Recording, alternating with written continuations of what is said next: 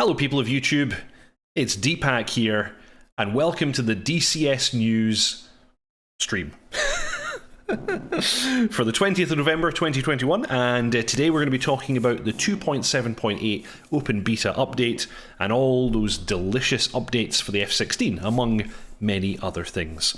I hope that you all enjoyed that tutorial video there, the most recent in the series about the JF-17, where I was talking about the LD-10.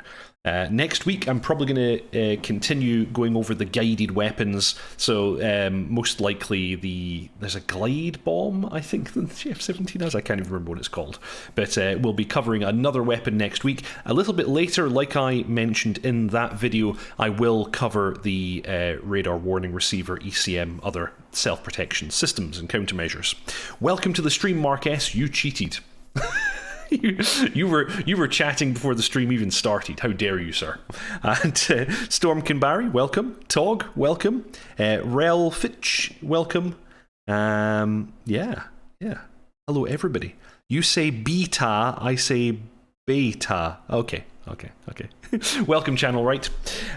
So yes, the JF-17 series will continue. Tune in next week for a bit more of that. But in the meantime, let's get started with the DCS news, and for that, I bring on board the one and only dotChuckles. Good evening, everyone. Who is an absolute savage. Yes, I do. I do like my Savage T-shirt. Gotta give Adam Savage some love. So absolutely. I have to support tested.com. And welcome, Dave, and welcome, Fair, to the stream. Thank you for dropping in. So we actually have news this week. Huzzah! For once, it's been a quiet couple of weeks, but there was a bumper crop of actualities to talk about. So yeah, especially for the F-16, a steaming pile of warm and ready features awaits for you F-16 drivers. Hot brown love droppings of news. I don't know what I'm doing here. I don't know what I'm doing. So yes, in any case, let's start as we usually do with the newsletter. Oh, and I've got the wrong window. Stand by. Boom. There we go. Right, now I've got the right window. So the very first thing they mention is the DCS World Autumn Sale. It started now and it'll run until the 6th of December. Please enjoy up to 50% discount. And they instruct us, dotChuckles, to watch the video. We've been told that we need to watch the video. We've been told, have we? We've been told. Oh, right. Matt Wagner himself, Daddy, DCS Daddy, has told us Daddy Wagner, he's told us we need to watch the video, so maybe we should watch the video. Yes, let's stick the video on and talk about savings. So, I'm just looking down the list. We have got, well, okay, just about everything is, Hind for $48. That's pretty good. Ooh. 50. So the A10 C2 is on at $56, down from 80, which is probably worth snagging if you haven't got it, because it is a lovely little upgrade. It's very good. Yeah, I'm just looking at. And actually, there's a reason that we'll come to a little bit later, dotChuckles, why people might want to snatch the A10 just now. But we'll talk about that at the end. We'll talk about that later. Yeah. What else is going cheap? Maps Persian Gulf going very cheap, half price for $25. Nice. Same with the Normandy 1944 map. Same with the Nevada Test and Training map. These are all half price right now. Yeah, some good savings right there. So yeah, if there's a few things that you fancy filling out the corners of your collection of, now would be the time to do it. Very much so. Yeah, a lot of good stuff in there, and I feel like there have been sales like almost non-stop recently. So it's a good time. I don't know. I think it's been the usual number of sales. It's just that this year is going very quickly. Yeah, I think is what it is. And I understand that this sale is going to be on Steam as well. So that's right. Yeah, if you haven't made the switch, then you can get some savings on Steam. But, you know, you should make the switch. Just go and take advantage of the sale first. Yes, exactly. Gaben, our Lord and Savior, Gaben, has enough money. You can buy it somewhere else without feeling too bad. Gaben will be fine. Mm. So, just looking back at the chat for a sec, thank you very much, Channel Right. Very, very gracious, sir. Thank you for donating some cash. Mark S, full volume, he says. I don't know what he means. Is it maybe the fact that we don't play the audio from these videos? That's simply because I don't want a copyright strike. So, sorry, you don't get audio. All you get is me and Chuck. Yeah. So, what savings? Yes. There's a tornado in that video. I think you're lying. And yeah, I also agree. Persian Gulf map, super, super good. It's my favorite map in the game.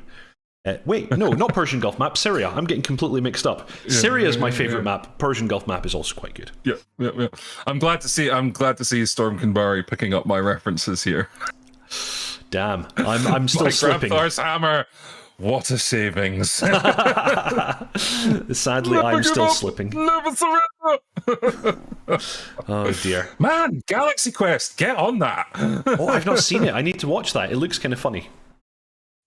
Well, it's been a wonderful stream. Thanks very much. See you later, guys. Never seen it. I don't know. Do you think all I do is watch movies? Come on. I spend most of my time here. We need to educate you, dude. It's one of the finest movies ever. Incidentally, one Mr. Adam Savage also worked on it. So there we go. Oh, very good. Yeah. Excellent. Yeah. Okay, continuing with the newsletter, sir. Open Beta 2.7.8.1 released yesterday. Introduces radar improvements for the F-16, and in addition, third-party partners Razbam have made some major RDI radar enhancements to the Mirage. Please read the full changelog.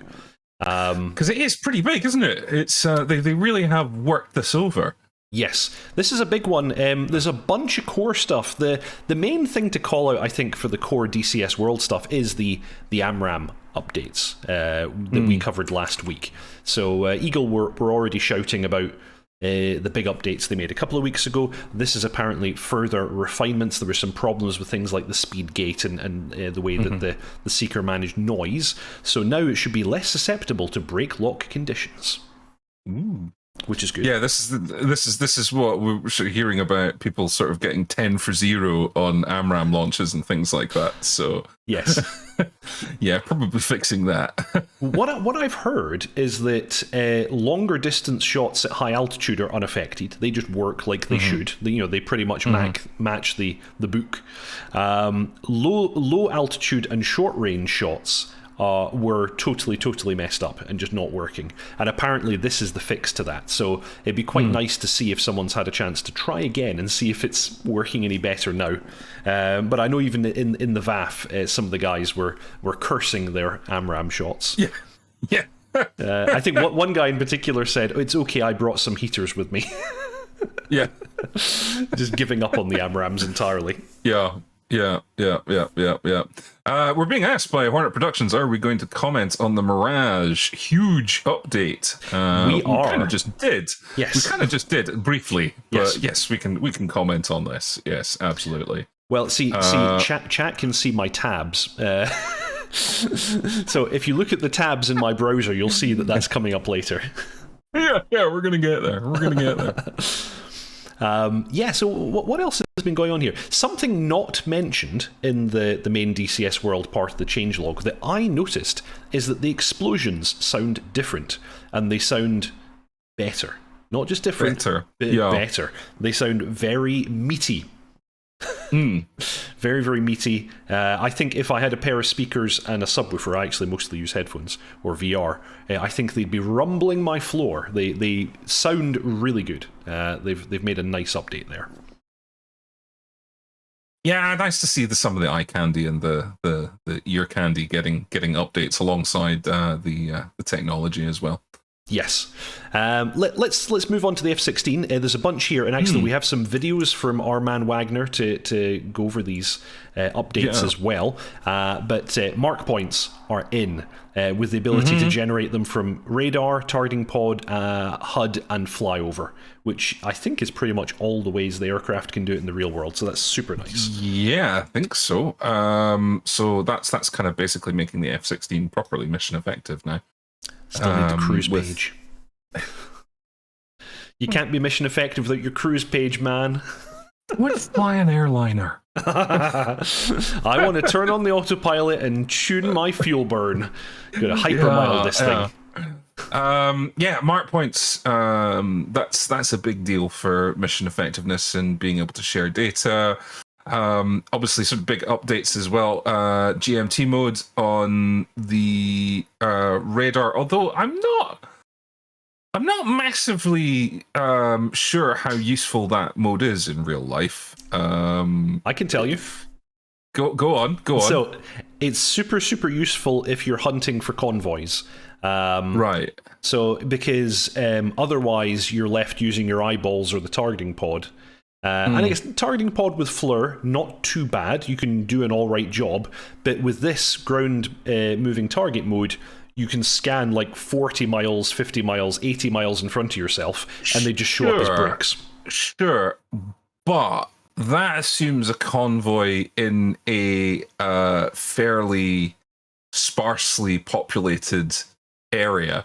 You know, if you were trying to say, find a convoy on the M8... Yeah. Less useful, that's for sure. Less useful. You know, the thing about convoys being that, you know, they travel on roads. And the thing about roads is they also have cars. So, you know, being able to... I mean, I don't know how, you know, in the modern world, you know, of not near-peer kind of, you know, Soviets charging through the Fulda Gap, how useful that ground mode is. But it's nice that we have it.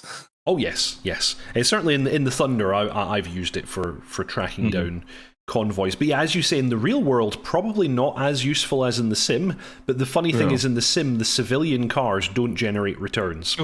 Don't generate returns, I know. So suddenly it's like you can be guaranteed that that's a target. But in the real world, I would imagine you're going to have to do a certain amount of prosecution because it's like, well, that's showing me that there's a road there and there's traffic on the road. Duh. Exactly. The other one that I like, and they've not talked that much about it, is the implementation of AGR mode. This is when the radar is really just firing a beam for ranging. And that's really cool. And it's used when you're doing any kind of CCIP delivery, I think. Right. So yeah, in that mode, I don't know if you can still use ground mapping or not, but certainly in that mode, you're getting nice, accurate range information, which is really good. But of course, we have the big update to the F-16 that really adds its functionality, which is the harm targeting system. This is kind of what I've been waiting for the F-16 because I do like a bit of Wild Weasel. Oh, yes. And yeah, the harm targeting system is definitely what turns the F-16 into a seed indeed beast. So yeah, that's a big deal. And the video that went along with that was rather tasty, showing its effectiveness. Yes, indeed. We'll be covering those videos in just a sec. But yeah, the HTS, like it's an absolute game changer. Our man in the VAF, Bull, who's in charge of our F-16 squadron, he was very excited. And the first time he used it, he was like, "Yeah, this is how the harm should be used. It's so different." Yeah, the Viper is an amazing wild weasel aircraft, and this is really giving it its teeth in that role. Yes. And I was saying just before we started the show, air-to-air radar intercept Q is mentioned here in the changelog. I don't have the faintest idea what that is, so it'd be really cool if anyone knows. I'm assuming it's like the police mode in the Mirage 2000C. So it gives you steering to intercept, as the name might suggest, rather than to fire upon a target. But I don't know, and I've never seen it. You said that we've always had the The steering dot. cue in the steering dot in air-to-air mode. So I think you're probably right that this is more a a policing mode, or for finding your tanker. You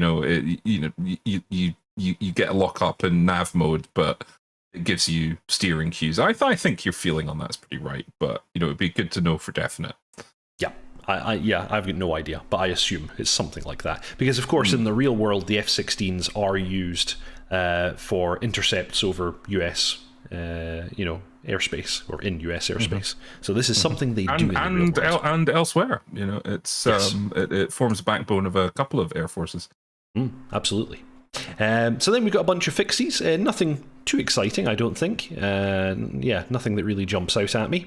F-18, you can see the F-18 is now at the stage in its development where almost nothing happens. So we just have 2 small fixes here for the F-18. This is interesting. So I don't know if you want to talk about this for just a moment. Adjusted the overload limit to 10G. So a few updates ago, they actually implemented the over-G damage. Yes. Yeah. Now, this is an interesting thing, because I've seen a lot of discussion in the forums about this.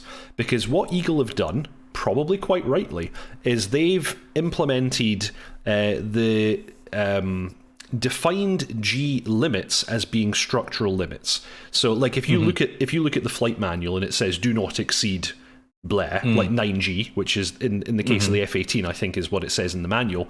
They're saying that's the structural limit, and when you go beyond that, you immediately start damaging the aircraft. And of course, that's not realistic. Not the case, because there are things called safety factors, and I would imagine like something like a Hornet's probably got a safety factor of at least 1.2 to 1.5. So you could probably go a good 20 to 50% over your stated.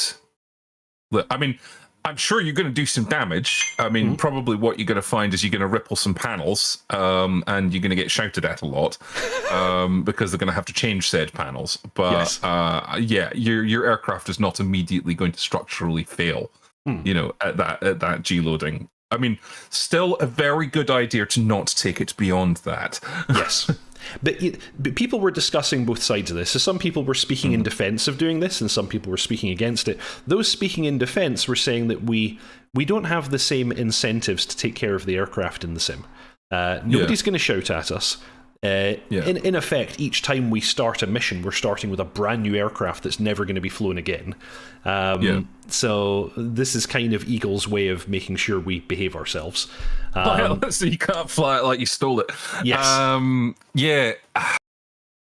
I think a more realistic approach would be to simulate the kind of failures that you get when you go beyond an aircraft's design limits. So, for example, I believe there was a case, I think it was the F4, where you lost aileron authority as you overstressed the aircraft, and the reason is as because the F4 used like push rods or something.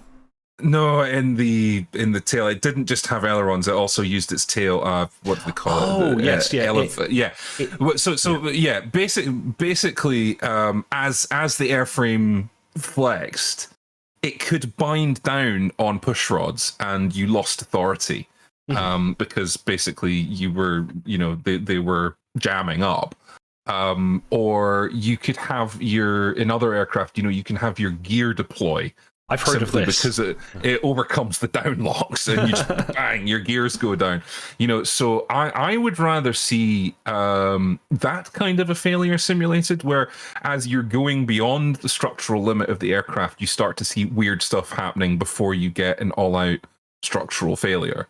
Well, once again, it's our guys Heatblur who have simulated this correctly in the F-14, because in the F-14 you can actually suffer systems damage when you over G, long before you ever actually damage the airframe.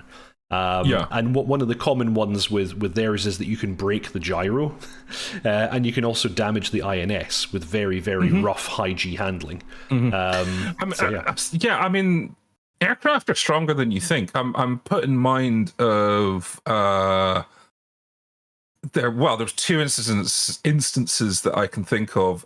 One was with a Victor tanker that basically got into a spin at 38,000 feet, like just rolled over, inverted, did all that kind of stuff, pulled something crazy in terms of G forces. Like I think they pulled up to 6G in a Victor. Yeah. And they landed it. They got it, and I do remember the nice conclusion to that story was that I think it was the navigator in the Victor was an Aussie who was seconded to the Royal Air Force. When he walked into the bar after they landed, he saw the Padre sitting in the bar, and he went up to him and went, "Oi, mate, saw your boss today." And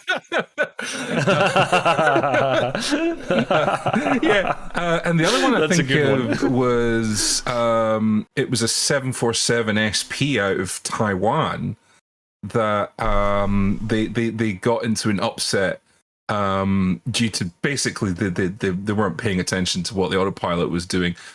When the autopilot tripped off, because it had been so vastly trimmed in one way, it just basically snapped it into a roll. And this was a fully loaded 747 SP with passengers, went from 35,000 feet right down to 10,000 feet, rolled over twice, and they pulled it up out of a dive. I mean, they permanently bent the wings up. Okay. You know, it was written off, you know, but it didn't immediately break up because they went beyond its designed G loading. And I mean, they really went beyond its designed G loading. But, you know, they got it back. Mm-hmm. Yeah, it would be interesting to see this kind of thing because we do have simulated wing flicks, but of course none. Oh, actually, there is another aircraft where they've simulated this a bit more. So Heatblur's F-14 is a very, very nice example. Actually, Eagle Dynamics, or would it have been? What was the group that they absorbed at one stage? No. Oh, I can't remember now. Anyway, the guys who made the Sabre originally, you can actually bend, you can permanently bend up the wingtips in the Sabre. Yeah. So they have simulated this in some aircraft. I think I would prefer to see that than just this brick wall limit of, no, you go beyond that, your aircraft breaks up. Belsimtech. It's Belsimtech. There we go. That was it. Sorry, just going to revisit the chat again very quickly. Ibphoto is asking, why is the harm targeting pod better to use than just using your harm missiles? It's a good question. Yes. You see a lot more information for a start. You have a specific display that shows you effectively the top-down layout of your threat area. You can also see when systems have stopped emitting, after a missile impact and things like that. So you can get a better idea of if something's been hit and destroyed, or if something's just turned its turned its emitters off. Yeah. So there's a lot more information available, and there's a lot more planning that you can do using the harm targeting system. Well, because the thing is, it mostly contains the same kind of stuff that is in the harm itself. The difference is, though, it's an array of sensors, whereas, of course, the harm has a single forward-looking sensor. So the idea being that if you fly for long enough with enough of an offset, you're going to triangulate the exact position of the emitter. And as you said, it has a kind of memory mode where even if the emitter goes offline, as long as you've already triangulated it, it continues to know where it is. Yeah, it uses like Doppler shift in the same way that your ground radar, if you want to get like a really high detailed location on something, you have to give it a bit of an offset so you get some Doppler on it. So it uses things like that in combination with the sensors, and it gives you a lot more capability to plan your launch and most effectively like get your missile away and onto target.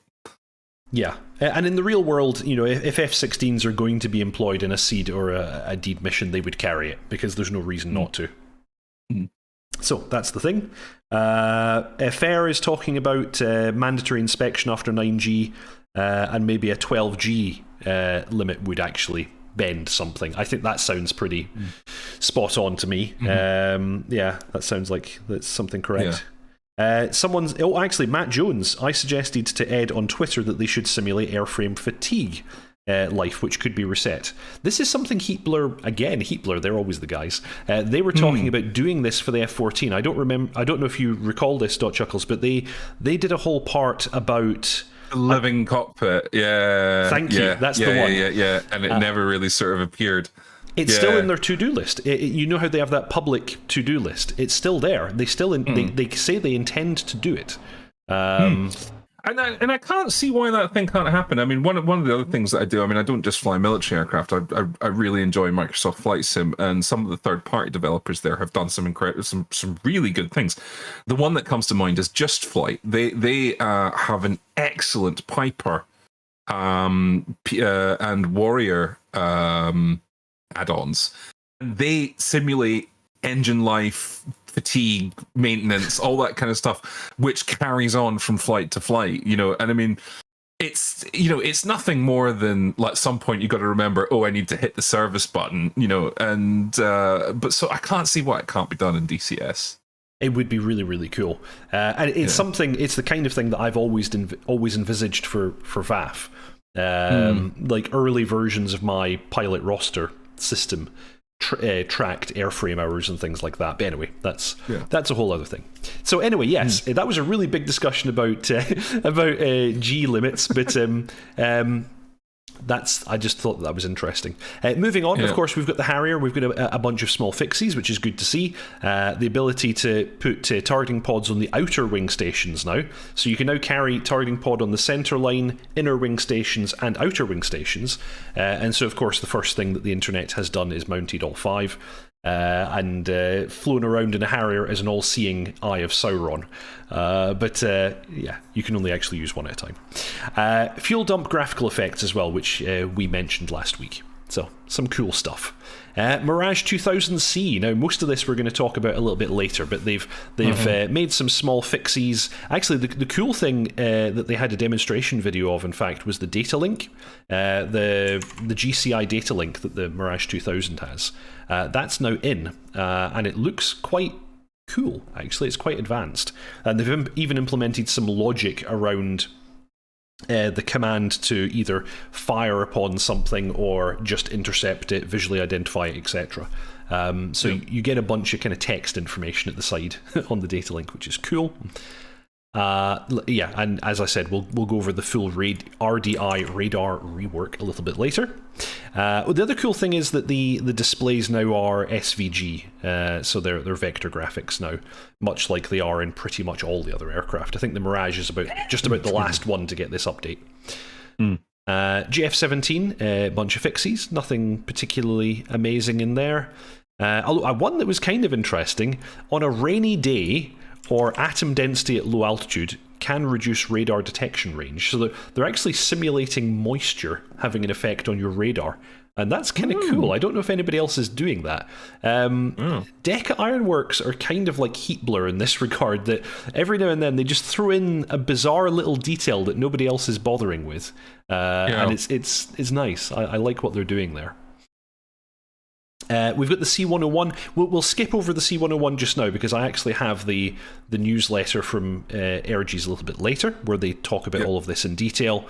Black Shark 2, some fixies here and there.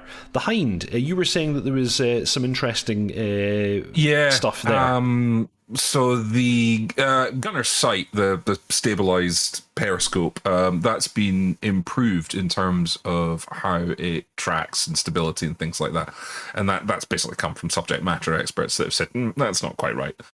So they've had another pass at it, and is supposedly improved. Also, Petrovich AI is getting some more much needed update with improved handling in Napa the Earth flying and vertical takeoff and landing commands and things like that. You can make him take off. I didn't know that. If you're in the front seat, I guess. And he hovers better. Apparently, hovers more like a human now. Channel Right is correct in that the JF-17 is the only module in DCS that simulates canopy moisture, which is pretty awesome. Yeah, and I love you actually press the defog button and you actually hear the defog running, which is really nice. That's pretty cool. Yeah. I still want to see the F-16's air conditioning blow snow over you when it's really humid. Yes, actually, after I think was it last week or the week before you mentioned that, I actually saw a video just recently of an F-16 doing exactly that, and it was a real sight to behold. It's really cool. Yeah, it can be quite extreme when it happens. Yeah, air conditioning. Like, people forget how important the air conditioning and heating systems in aircraft are, because when it goes wrong, it can be really bad. Oh yeah. Like, I remember a story. I want to say it was a B-52 that had a problem with its air conditioning system, its bleed system, and it basically virtually cooked the crew. That it was like 65 degrees centigrade, which is a lot in Fahrenheit if you still use penny farthings or whatever strange, bizarre measurements Americans use. It basically, it like virtually cooked them, because the bleed air was like jammed on. They couldn't shut it off, and like the temperature in the cabin just got hideous. And it's not like you can just open the window. No, I know, that's it. I mean, that's a horrific thing. You're up at altitude. You can't just like, just crack the window open. Let's get some fresh air in. Exactly. Matt Jones, I keep mistaking you for Tactical Pascal, Deepak.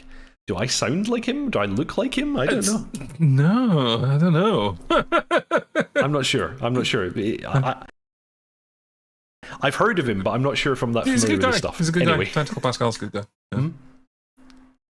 Yeah. Yep, and then some World War II stuff, which, as everyone knows, we don't care about. And combined arms. Nothing too exciting in there either. That's pretty much the change log for this week. Jumping back to the newsletter. They talk about the features for the F-16. We're going to cover that in a moment. We've also got, they say that we are pleased to support Verpal Controls and Smile Pilots Club, who announced the beginning of the Shadows Trophy Tournament. Yeah. A huge lineup of prizes are available. And they're giving away some nice stuff. So basically, your first place winner is going to get a complete set of helicopter controls by the looks of this, because they're getting the collective, they're getting the stick, they're getting the new helicopter panel, and they're getting a set of rudder pedals. That is a significant amount of money on the table here for basically for winning. I mean, second place is still getting collective and the stick, and the third place is getting a collective. So if you fancy running basically a timed helicopter assault course, there are some big prizes up for grabs here. I mean, I'm looking at that. That's 250 quid. That's 200 quid. That's with you got the grip. That's another 250. So you're 570. It's about $1,000's worth of kit up for the first prize there. So that's worth having a poke at. Oh yeah, and this is on the Coxey's map, which of course is free. I guess you need to buy a helicopter, but yeah, if you download DCS and you buy one module, you can enter this. So there you go for all of you who are interested. Looks like a really cool thing. Moving on, we have the wonderful Viper videos from Matt Wagner. So let's moving target, which dotChuckles has already told us is useless. But it's really not useless. I struggle to see its real world use other than telling you there's a road down there. I think, do you know where it would have probably been useful is back in the days of the Cold War, when you were trying to find T-72s charging across fields in the Fulda Gap. Yes, absolutely, it would have been useful. But in our modern hybrid warfare world, I'm not entirely sure what its use case is. Yes. I could be totally wrong. Prepared to be corrected that actually there is this really useful thing that it can be used for. And if anybody knows any F-16 drivers in the real world that can comment on it, it would be great to know what its use is. But in its modern day, However, in DCS, it's a nice cheat. It's a really nice cheat. And the cool thing is that I guess this is the way the real aircraft works as well. It does this interleaved scan. So it does one mapping scan, and then it does some ground moving scans, then it updates the map scan. So you still have this nice background where you can actually figure out where those moving vehicles are in relation to the terrain, which is pretty cool. Insurgent technical spotting, says Tog. That works. Possibly, but even they tend to stick to the roads, and even if they are off road, because it's not millimeter wave radar, there's no way of identifying what that target is other than it's on the ground and moving. Yeah. And again, in the current hybrid warfare world, I don't think that would be enough to fire on it. No, definitely not. Like the way I envisage using this is you lock something and you have the targeting pod in the other MFD in slaved mode, and so the targeting pod will swing to whatever you've just locked, and then you're gonna have to visually identify it anyway. Exactly. So that's I can see that being how you're going to use it. That there's something moving. Put the targeting pod on it, and have a wee look at it. But it's not like its original use, which was the eye of God kind of above light clouds, looking through it and going, there are all the tanks. There are all the tanks. I shall smite thee. And the thing is, it is quite sensitive. I think, if I remember correctly, it works all the way down to 5 knots. Vehicles moving at 5 knots. Yeah, I seem to remember that. I seem to remember that being a figure. That was banded about. It was 5 knots, which is it's about 3 miles an hour, isn't it? It's pretty slow. It's about 3 statute miles an hour. Yeah. Yeah. So basically, if something is moving, you're going to pick it up. You're going to see it. So pretty clever, really. Doppler shift is pretty sensitive. Yeah. I was also wondering if it works against helicopters who are hovering close to the ground, but I don't know. The thing is, helicopters show up on radar really well anyway because of the rotors. Yeah. Although they can be gated by the radar quite easily. Like sometimes you find that the radar gates them out because it's like it's moving too slow. It can't be a thing. That too, I guess. Yeah. So ground moving target. A cool new mode. We're getting there. We're getting there with the different modes for the radar. Actually, I'm going to ask chat just in case any of them know. What is beacon mode? Because the F-16 and the JF-17 both have beacon mode, and I don't know what that is. So if chat knows, go ahead and tell me. Anyway, moving on. Mark points. Exactly. Wherever I am is a mark point. Ha. Yeah. Anyway. Yes, a very, very nice addition to the F-16. This makes it way more capable. Our A10 drivers have been zooming about the place, dropping mark points for more than 10 years now.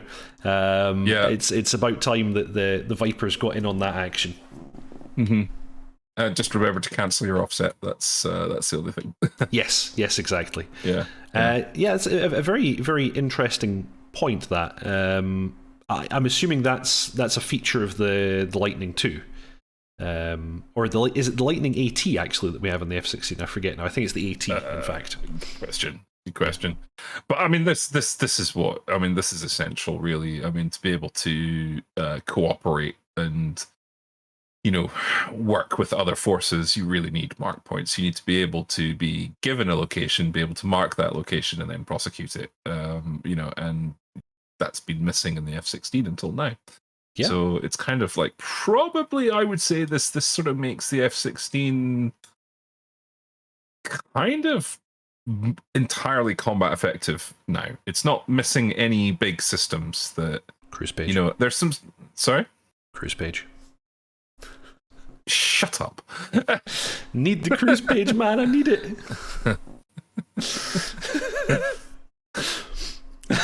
Yeah, I mean, but there's some stuff around the margins that need filled in, but it's getting there. It's really getting there.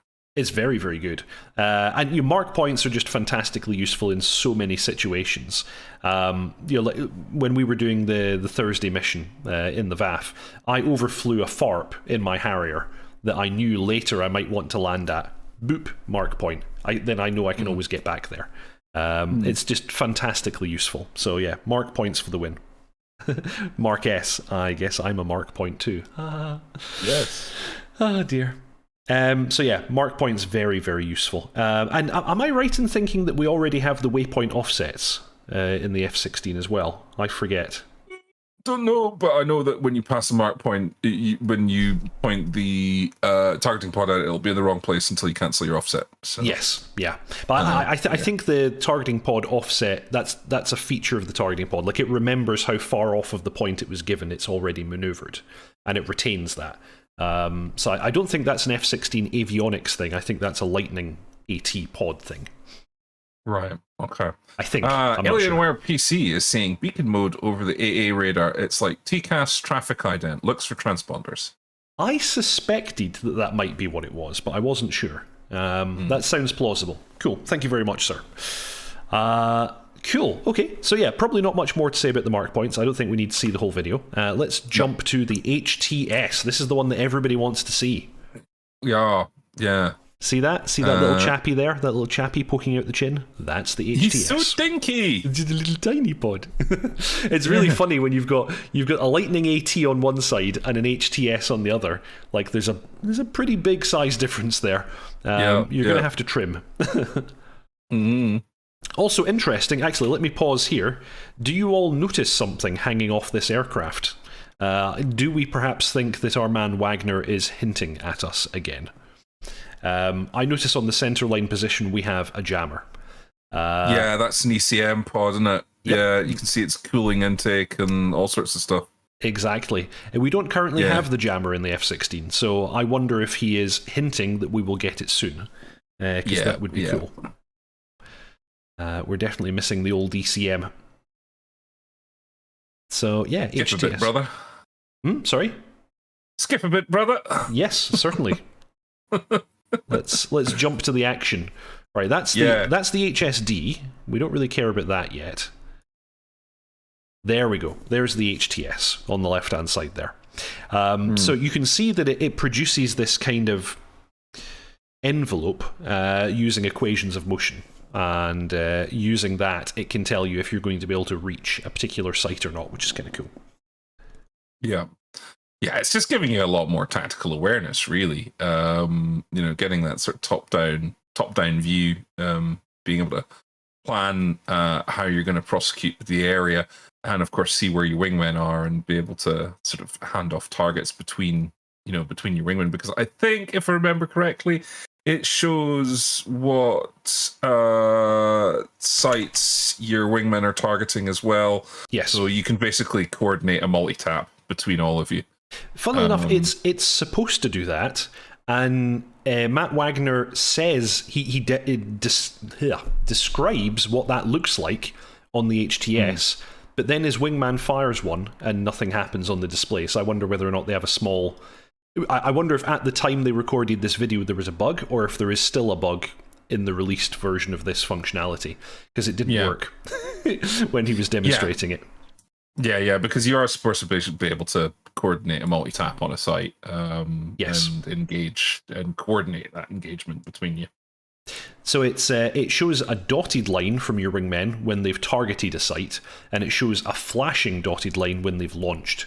And that's as described by Matt Wagner, but yeah, like I said, it doesn't do that in this video, so I don't know what the deal is. Yeah. Cool. But yeah, probably not much more to say about this one. It's very, very nice. Go ahead and check out Matt Wagner's channel and see these new videos all about the F-16 features.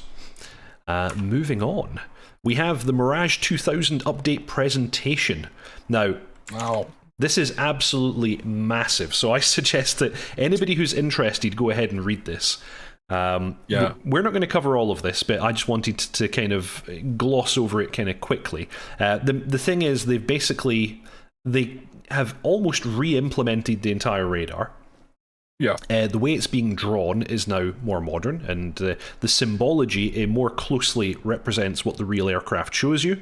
They've added additional radar modes in the form of the Super 530 specific mode that is automatically selected when you fire a 530.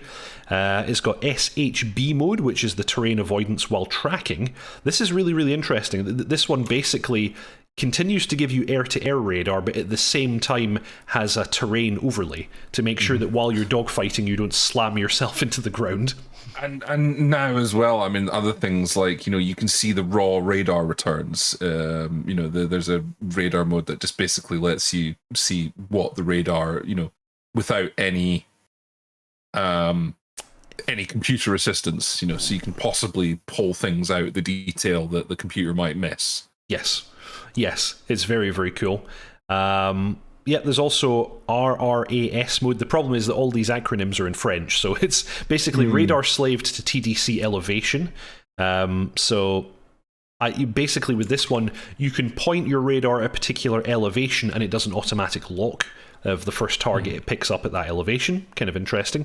And then it even has the ground mapping mode, which I didn't even realize this version of the Mirage had. I thought the 2000C was air-to-air only, but apparently it does have ground mapping, and we now have it in-game, which is really cool. They've also added...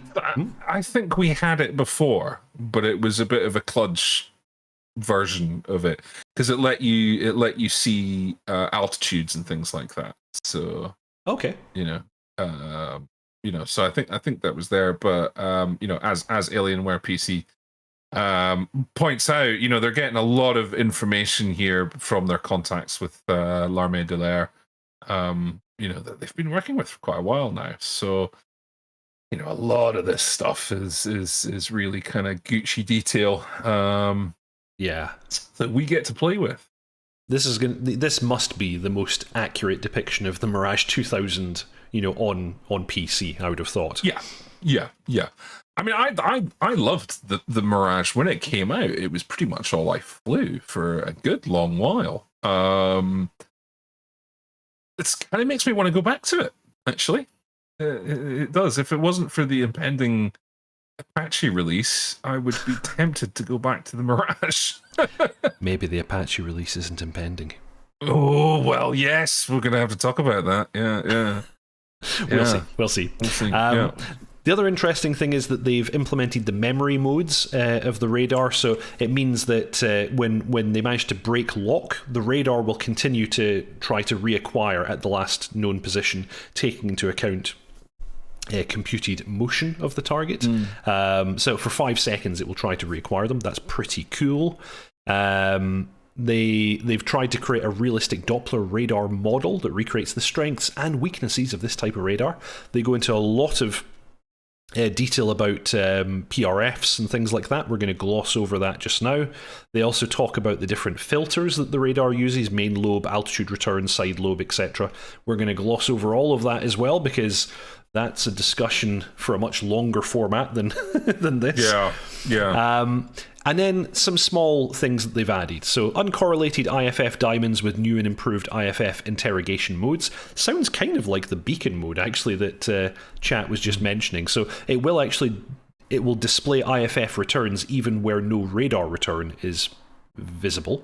Improved representation of jamming, improved memory targets, new persistence mode in one-bar search, new Doppler rejection switch and behavior, new radar Z mode elevation controls, and the gain is now implemented as well. So I think what this means is you can independently adjust the gain for the air-to-air components, but also the ground returns. You can actually adjust their gain independently, which is kind of cool. They then talk about the fact they've updated all the symbology in the HUD for the air-to-air modes as well. So Magic, air-to-air guns, 530. Policing mode, they've completely reworked policing mode, which is pretty cool. And then they talk about a bunch of other stuff, mainly that they've improved fonts and rendering for all the different displays inside the cockpit. One that I want to call out, because I'm very psyched for this, I'm very happy that Razbam have done this, SRS integration for the push-to-talk, as well as the transmission and reception indicators in the cockpit. So In the real Mirage, I think it's next to the frequency windows, it actually shows you when you're transmitting on what radio, and it also shows you when you're receiving and on what radio. And of course, that didn't work with SRS before, but now it does. They've got it integrated. Yeah, did you get an indication on the HUD as well? I seem to recollect. I don't know. I think you can. Like, I think you can throw the comm stuff on the HUD, and you get you can get a transmit. Like you're transmitting or you're receiving. I think the F-16 does that for sure, but maybe the Mirage as well. So I immediately fired a message off to Razbam on their Discord because I have an open feature request for the Harrier on the Eagle forums where I ask for this functionality in the Harrier because the Harrier can do this too. And they immediately replied and said, yeah, we can do that. And Marvelous. I don't know if that actually constitutes any kind of a commitment, and of course they gave no timescale, but they said it was possible, so hopefully we'll see that coming as well. The COM1 and COM2 windows on the UFC and the Harrier should display a colon whenever you push the corresponding push to talk. I gave them video footage of the real aircraft doing it, and I wanted them to implement it. Yeah. That is nice. That's nice, and it's nice that they got back to you. Yeah, I'm quite pleased with this update. I'm quite pleased that the Mirage is getting all this detail because, like I say, when it came out, I really enjoyed flying it. I liked that it is a no bullshit aircraft. You jump in, you fly, you shoot things down, you come back. It's quick and easy to get into, and it's exciting and it's fun. You don't have to wade through too much detail to be able to basically use it effectively. It's quite simple, and that's what I liked about it. So yeah, this is adding a layer of detail that wasn't there before. So there's a bit of learning to do, but seeing all these updates, it kind of does, make me want to go back to flying the Mirage. Me too. It's a really nice aircraft. The fly-by-wire. When I first flew this aircraft, the fly-by-wire felt unlike anything else. The auto trimming is kind of abrupt, but I like it. It's abrupt but precise. So I always enjoyed flying this aircraft. Last thing that I'm going to shout out here, they've updated the manual to incorporate all of these changes. And Razbam haven't always been very good at doing the manuals. Yes. So I just want to say, Razbam, well done. This is a whole bunch of changes in here, and you've actually updated the documentation to reflect it. So big thumbs up. Maybe they're learning. Yes, indeed. It's probably because they watched our video. They watched our stream a month or so ago when we were dunking on them when the Harrier manual finally came out. Yeah. Maybe. I'd like to think that we've done some good in the community, but I somehow doubt it. Okay, so on to the final item that I had on here. We have this post, sadly, once again on Facebook. But anyway, we'll let them off with it for now. Airgis have released a bunch of updates to the C101, and they wanted to draw attention to that because, of course, everybody's very excited about the Mirage F1, with good reason. But they've also been giving a lot of love to the C101. This is something that I've been calling out regularly over the course of the year, actually, is that Airgis or AvioDev or whatever they're calling themselves this week, fantastic the way that they've continued to support and develop the C101. A module that was very similar and came out at around about the same time as another small trainer jet that we won't mention, and yet is still here, is still being developed, and the details in this aircraft, oof, amazing. Yeah, because we're only allowed to mention VAO once in a stream, and that was our mention. And Chuck just did it. So there we go. I wanted to give you that one. Thank you. So let's take a little look at this. Dear friends, we keep working hard on Mirage F1, but we don't forget about our beloved C101. Oh, these guys. The technology developed for the F1 is bringing fixies to the C101 too. Here you have our last C101 change log with 19 items included. And I think when they say last, they don't mean that it's the last, it's just the most recent. Yeah. So there's a whole bunch of stuff. I wonder how much of this I should actually read out because some of it's very, very small, but important nonetheless. Wow. Yeah, actually, they've got all kinds of sounds adjusted. The stick stop sound is now volume dependent upon how hard you're removing it at the time you hit the stop. Nice. This is amazing. Actually, I always liked that it had the clunk. In fact, the Eagle trainer as well, the L39, also has a clunk when you hit the stops. It's a nice feature. Yeah, lots of logic, DCS bus, AC bus stuff, correct canopy sounds. There's better synchronization in multiplayer. The ladders are synchronized. This is the thing I love about this one. You know, you've got the generator and the ladder, and the pilot only puts his helmet on when you take away the ladder and close the canopy, and just amazing. Absolutely love the amazing. little details.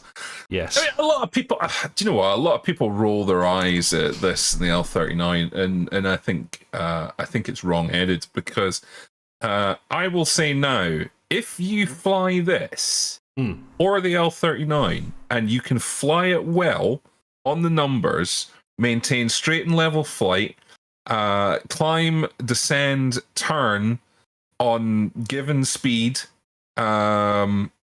if you can do that in one of these, you will be god tier in something like an F-16 or F-18, because that's what these aircraft are supposed to do. They're supposed to develop fundamental skills that will translate and make you a much better pilot.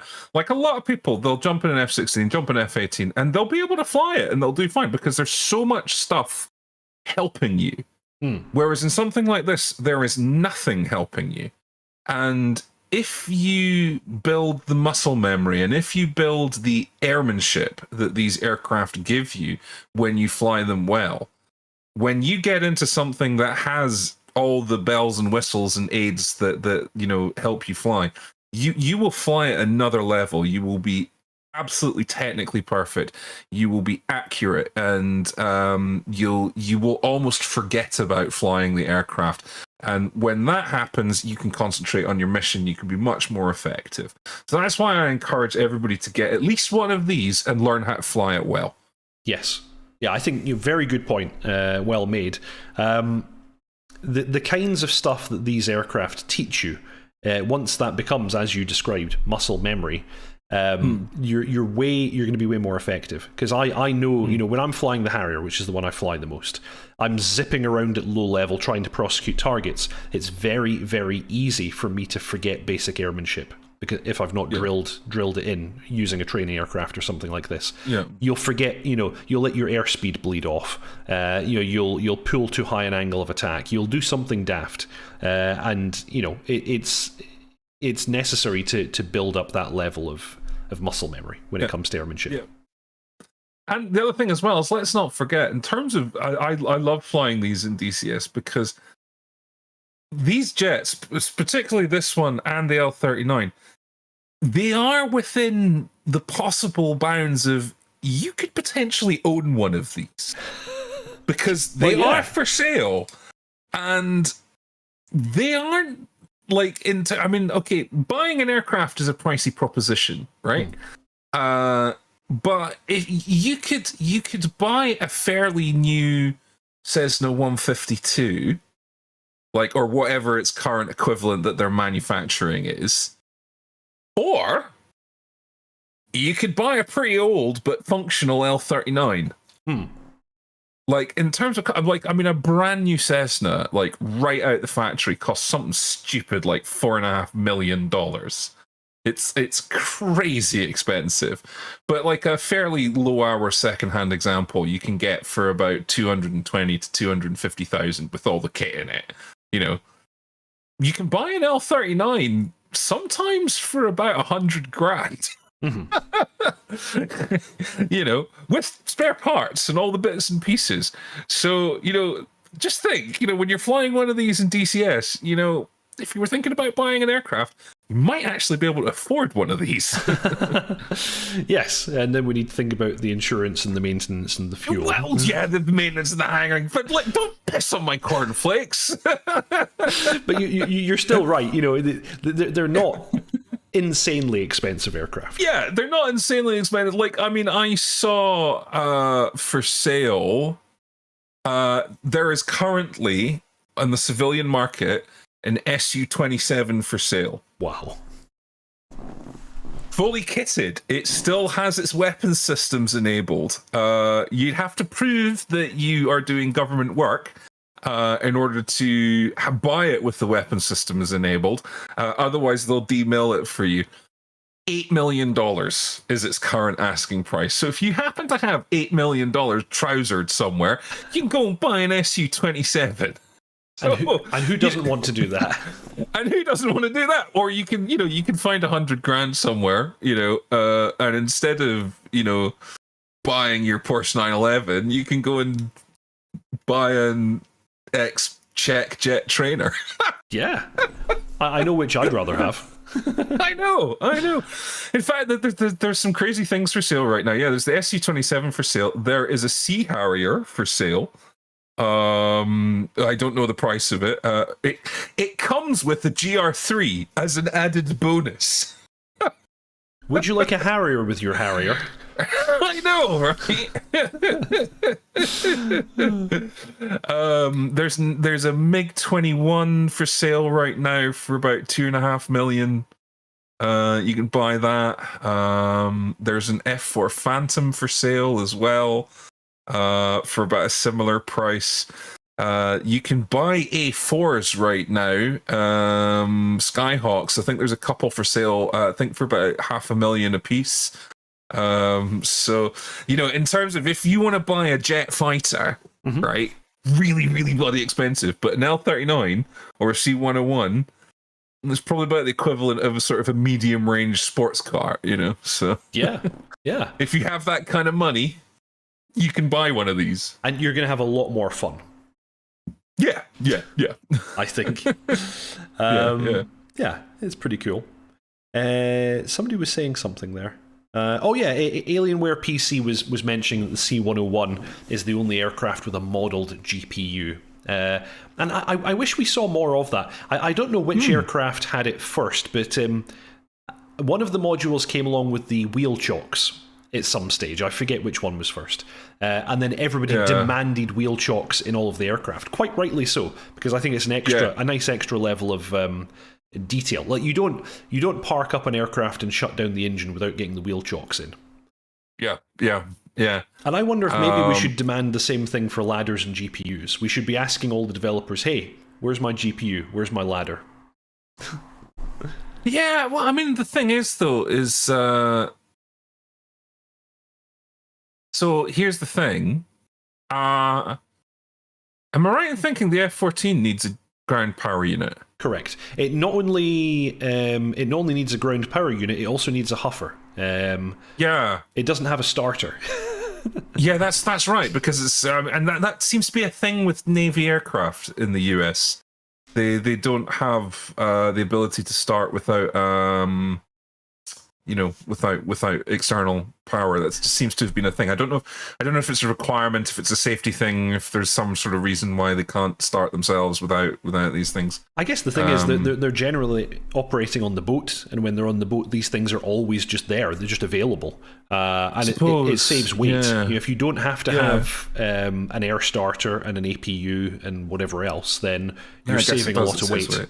Of course, in the F-18, they have a very small, very efficient APU that does everything. But I guess before the F-18, they just relied on the services on the boat. Yeah. And I don't think those are modeled on the F-14, on the Heatblur F-14. Like, I don't think they show up when you request them, do they? No, although I'm not clear on whether or not they have a cart on the boat, or if it's just like a tube or something that comes out the deck. I've never seen how that works in real life. I think they have carts. Okay. It's not the case that they just like open a panel in the deck and there's a hose or something. I mean the thing is, think about the think about the conduits you'd have to run under the flight deck to be able to make sure that you could get access to one close by. Yeah. I honestly have no idea. Sticking something on a trolley is probably a lot easier. Yeah. I'm sure you're right. I don't know how it works.